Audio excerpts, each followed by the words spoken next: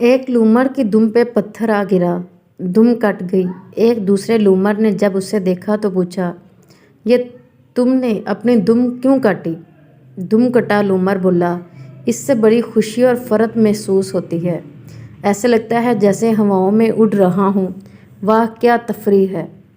सब घेर घार कर इस दूसरे लूमड़ को इसने दुम कटवाने पर राज़ी ही कर लिया।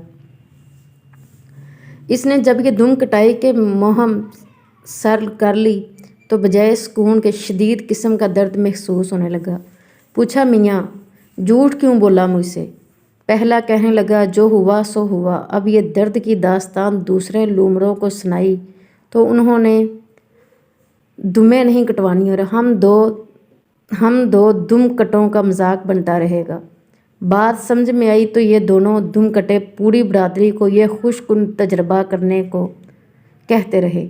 नतीजा यह निकला कि लूमड़ों की अक्सरियत दुम कटी हो गई। अब हालत ये होगी कि जहाँ कोई दुम वाला लूमड़ दिखाई देता उसका मजाक उड़ाया जाता।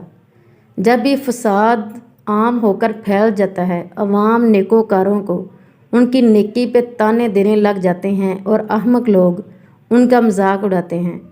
हज़रत कअब रज़ी अल्लाह ताला अन्हा से रवायत है कि फरमाया, लोगों पे ऐसा ज़माना आएगा कि मोमन को उसके ईमान पे ऐसे ही आर दिलाई जाएगी जैसे कि आजकल बदकार को उसकी बदकारी पे आर दिलाई जाती है और शर्मिंदा किया जाता है। यहाँ तक कि आदमी को तंज़न कहा जाएगा, वाह भाई तुम तो बड़े ईमानदार फ़क़ी बंदे हो।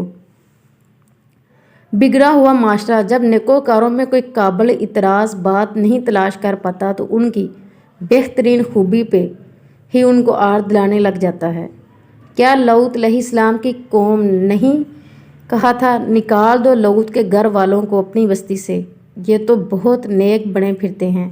ये हमारे माशरे की हकीकत है जिसमें हम जीते हैं। नेकी, हक और पार्टीबाजी का पॉजिटिविटी का रास्ता अपनाए रखें। अगर आपका ज़मीर सच्चाई की गवाही दे रहा है तो उस रास्ते में लोगों के तानो तंज और तनकीद दुम कटे लूमड़ों के हिलों से ज़्यादा हैसियत नहीं रखते।